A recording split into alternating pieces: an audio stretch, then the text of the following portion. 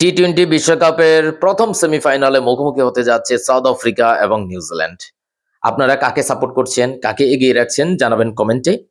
আজকের ম্যাচের ভাগ্যটা টসের উপর ডিপেন্ড হতে পারে, কারণ টসে যারা জিতবে তারা প্রথমে প্রথমে বোলিং করার সিদ্ধান্ত নিতে পারে, কারণ সন্ধ্যার পরে ডিউ থাকতে পারে, ডিউ ইফেক্ট একটা প্রবলেম হতে পারে। সো সেই বিষয়ে তো আসলে দেখা যাবে ম্যাচের পরবর্তী, আপনারা যখন ভিডিও দেখবেন, খেলা দেখবেন, তখন বুঝতে পারবেন বিস্তারিত।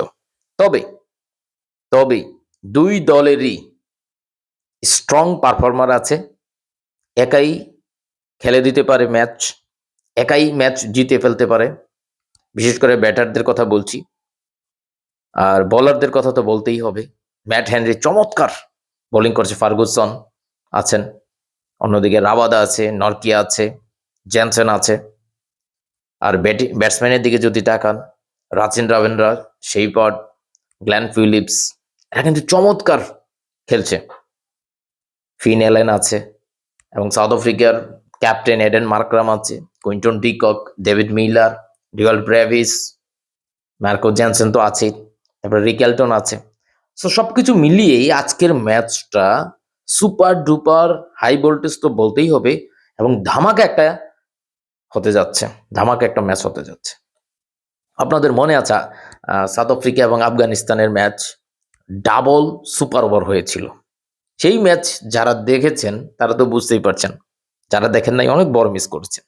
সো আমি যেটা বলতে চাই, সাউথ আফ্রিকা এবং নিউজিল্যান্ড দুজনের মধ্যে আমি সাউথ আফ্রিকাকে এগিয়ে রাখবো, কারণ তাদের পারফরমারের লিস্ট অনেক বেশি, অনেক। বোলিং বলেন অথবা ব্যাটারদের অবস্থান বলেন, চমৎকার।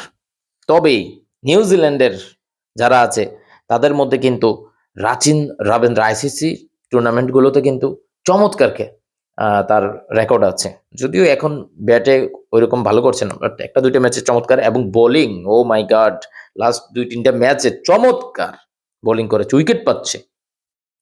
এখন নিউজিল্যান্ডের একাদশের দিকে যদি আপনি তাকান, ফিন অ্যালেন এবং শেফার্ড, যে স্টার্টটা দেবে এরা কাদের এগেনস্টে খেলবে দেখেন, লুঙ্গি, রাবাদা, নরকিয়া অথবা জেনসেন, তারপর বস, তাদের এগেনস্টে খেলবেন। আমার কাছে মনে হয় এই জায়গাটায় চমৎকার একটা খেলা হবে। যদি ফিন এলেন কোনোভাবেই টিকে যায়, তাহলে কিন্তু সাউথ আফ্রিকার অবস্থা বুঝতেই পারছেন। ফিন এলেন, শেফার্ড, রাচিন রবীন্দ্র যেহেতু একটু ধীরে ধীরে খেলবে, তারপর গ্ল্যান ফিলিপস এবং চাপম্যান, এই দুইটা প্লেয়ার ফিনিশিং চমৎকার খেলতে পারে। তবে দ্রুত যদি উইকেট পড়ে যায় সেক্ষেত্রে হয়তো মিচেল, সে একটু দেখে শুনে খেলতে পারে। তারপর শেষ দিকে ফিনিশিং দেওয়ার জন্য আরো একজন আছে, কঞ্চি আছে। তবে সাউথ আফ্রিকার ব্যাটসম্যানদের দিকে যদি আপনি তাকান, Eden Markram, Quinton de Kock. Aiden Markram এখন পর্যন্ত 268 রান করেছে, 175 স্ট্রাইক রেটে। পাওয়ার প্লেতে চমৎকার খেলেন এবং চমৎকার বাউন্ডারি নিয়ে আসেন। কুইন্টন ডিকক তো আছেই, তারপর রিকেলটন আছে, ডেওয়াল্ড ব্রেভিস, তারপরে মিলার, ট্রিস্টান স্টাবস, জেনসন, আর শেষের দিকে বস হচ্ছে, ভালো ব্যাট করতে পারে।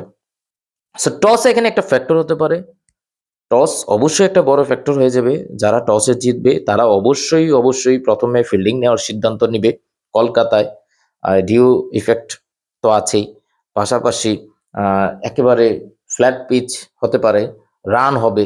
সো এই ম্যাচে আমার কাছে মনে হয় দুই দলের ব্যাটসম্যানদের দিকে যদি আমি তাকাই, বোলারদের কথা ভুলে যান, তবে ম্যাট হেনরি চমৎকার দুর্দান্ত পারফরমেন্স দিচ্ছে। সাম্প্রতিক সময়ে সে দ্বিতীয় বাচ্চার বাবা হয়েছে, নিউজিল্যান্ডে গিয়েছে। আবার কথা ছিল নিউজিল্যান্ড যদি সেমিফাইনালে যায় সে কামব্যাক করবে, এবং সে কামব্যাক করেছে এবং একাদশে থাকবে। জেমি নিশাম হয়তো একাদশে চলে আসবে। সো সবকিছু মিলিয়ে দুই দলের অবস্থা যদি আমি দেখি, আমার কাছে আমার সাউথ আফ্রিকাকে কিছুটা এগিয়ে রাখবো। তবে দুই দলের যে বিশ্বকাপ এর ম্যাচগুলো আপনি যদি তাকান, নিউজিল্যান্ডের প্রথম ম্যাচ ছিল আফগানিস্তানের বিপক্ষে, তারা 5 উইকেটে জিতেছে। তারপর দ্বিতীয় ম্যাচ ছিল ইউএই এর সাথে, 10 উইকেটে জিতেছে। সাউথ আফ্রিকার প্রথম ম্যাচ ছিল কানাডার বিপক্ষে, 57 রানে জিতেছে। তারপর আফগানিস্তানের সাথে ডাবল সুপার ওভার হয়েছে। কি কনফিডেন্স রে ভাই, কি মার, কি খেলা! তারপর নিউজিল্যান্ড ৩ নাম্বার ম্যাচ খেলেছে সাউথ আফ্রিকার বিপক্ষে। South Africa, New Zealand. এই ম্যাচটাতে সাউথ আফ্রিকা ৭ উইকেটে জিতে, যেটা বলছিলাম এই যে এডেন মার্করাম, কুইন্টন ডিকক, রিকেলটন, ডিওল ব্রেভিস, মিলার, বুঝতেই পারছেন। তারপর ৪ নম্বর ম্যাচটা খেলেছে নিউজিল্যান্ড কানাডার সাথে, তারা ৮ উইকেটে জিতেছে এবং চেস করে জিতেছে প্রত্যেকটা ম্যাচ গ্রুপ পর্বের। তবে একটা ম্যাচ হেরেছে সাউথ আফ্রিকার বিপক্ষে। অন্যদিকে সাউথ আফ্রিকা শেষ ম্যাচটা খেলেছিল ইউএইর সাথে। দেখেন গ্রুপ ডিতে ২ টিমই ছিল, একই গ্রুপ থেকে তারা সেমিফাইনাল খেলছে। সুপার 8-এ দেখেন নিউজিল্যান্ড এবং পাকিস্তানের ম্যাচ ওয়াশ আউট হয়ে যায়, নো রেজাল্ট। তারপর শ্রীলঙ্কার সাথে ৬১ রানে জিতে, ইংল্যান্ডের সাথে ম্যাচ হেরে যায় ৪ উইকেটে। এখানে দেখেন পুরো টুর্নামেন্ট জুড়ে নিউজিল্যান্ডের ২টা ম্যাচ হারার স্বাদ রয়েছে সাউথ আফ্রিকা এবং ইংল্যান্ডের বিপক্ষে। তো অবশ্যই ২টা বড় দলের বিপক্ষে তাদের হার রয়েছে। সাউথ আফ্রিকার দিকে যদি আপনি তাকান, ইন্ডিয়াকে ৭৬ রানে হারিয়েছে। ইন্ডিয়ার মানে প্রত্যেকটা ম্যান অফ দ্য ম্যাচ হয়েছে ভিন্ন ভিন্ন প্লেয়ার এবং একজন খুব সম্ভবত হার্দিক পান্ডিয়া ২ বার হয়েছে মেবি। তারপর ইন্ডিয়া, সেই ইন্ডিয়ার সাথে ৭৬ রানে জিতেছে। সো ইন্ডিয়ার ব্যাটিং লাইন আপ ধ্বংস করে দিয়েছে সাউথ আফ্রিকা, বুঝতেই পারছেন।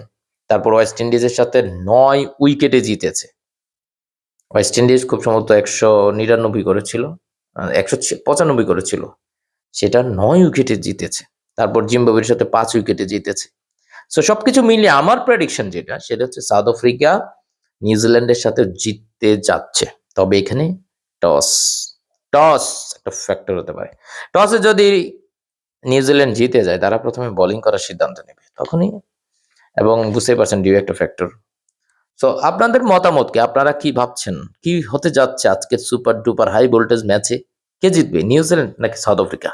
জানাবেন আপনারা কমেন্টে।